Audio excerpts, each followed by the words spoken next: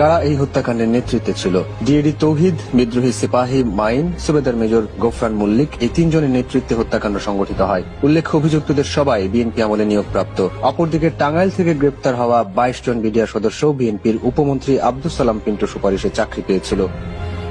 হত্যাকাণ্ডের শিকার বেশিরভাগই আওয়ামী পরিবারের সদস্য। হত্যার শিকার 57 আর্মি অফিসারের মধ্যে 33 জনই আওয়ামী পরিবারের সদস্য, যাদের ভয়াবহভাবে হত্যা করে খুনিরা।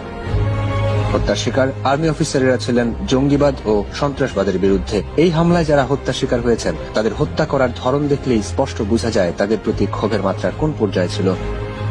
প্রথমেই কর্নেল গুলজারের দিকে দৃষ্টি দিতে চাই। কর্নেল গুলজার শহীদ মুক্তিযোদ্ধার সন্তান ছিলেন। কর্নেল গুলজার তৎকালীন প্রধানমন্ত্রী বেগম খালেদা জিয়া ও নিজামীরা যখন জেএমবি ও জঙ্গিদের অস্তিত্বের কথা অস্বীকার করেছিল এবং বাংলা ভাই মিডিয়ার সৃষ্টি বলে মন্তব্য করেছিলেন, তখন শহীদ মুক্তিযোদ্ধার সন্তান কর্নেল গুলজার, মুফতি হান্নান, বাংলা ভাই শাহ রহমান, আতাউর রহমান সানি সহ শীর্ষ জঙ্গি গ্রেপ্তার করে তাদের মুখে চপটাঘাত করেছিল। অপরদিকে শেখ হাসিনা ও জঙ্গিবাদের বিরুদ্ধে জিরো টলারেন্স নীতির পক্ষে ছিলেন। তাই কর্নেল গুলজারের এই ঘটনাগুলোর পর দ্রুতই পরিস্থিতির পরিবর্তন হয় এবং খালেদা জিয়া সরকার তাকে সরিয়ে অন্য বিভাগে নিয়ে যায়। আর এই ক্ষোভেই কিনা কর্নেল গুলজারের লাশ চেনার পর্যন্ত উপায় রাখা হয়নি। তার দুটি চোখ উপড়ে ফেলা হয়, মেরুদণ্ড ভেঙে দেয়া হয়।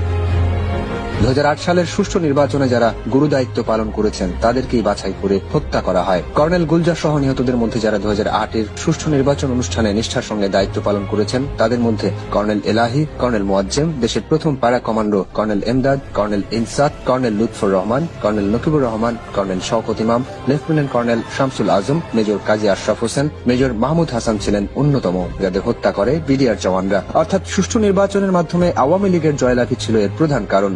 এছাড়াও এই নৃশংস হত্যাকাণ্ডের শিকার হন হোসাইন মোহাম্মদ এরশাদের ভাগ্নে নূর মোহাম্মদের জামাতাকে হত্যা করা হয়। তৎকালীন আইজিপি ও বর্তমান সংসদ সদস্য নূর মোহাম্মদ, তার মেয়ের জামাতা ছিলেন ক্যাপ্টেন মাজহারুল হায়দার। পারিবারিকভাবে যারা আওয়ামী রাজনীতির সঙ্গে জড়িত ছিল, তাকেও হত্যা করে সন্ত্রাসীরা। মামলা লড়ছেন কারা?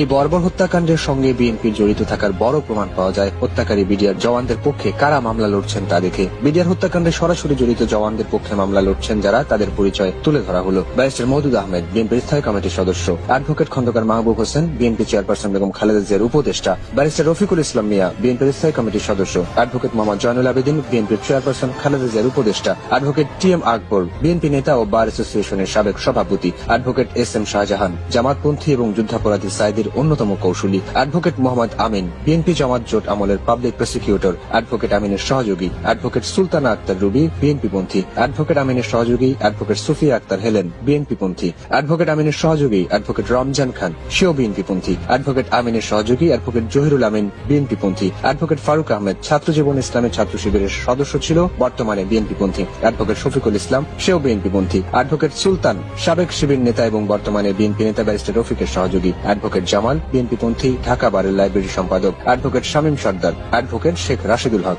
সেও বিএনপি পন্থী। অ্যাডভোকেট মাজিদুর রহমান মামুন, বিএনপি পন্থী। Advocate S M. Refazuddin, advocate Abdur Rashid, advocate Khandakar Jamal, advocate Abdul Mannan, advocate Humayun Kabir এবং অ্যাডভোকেট এমদাদুল হক লাল, তারা সবাই বিএনপি পন্থী। অর্থাৎ হত্যাকারীদের পক্ষে মামলা লড়ছেন বিএনপির আইনজীবীরা।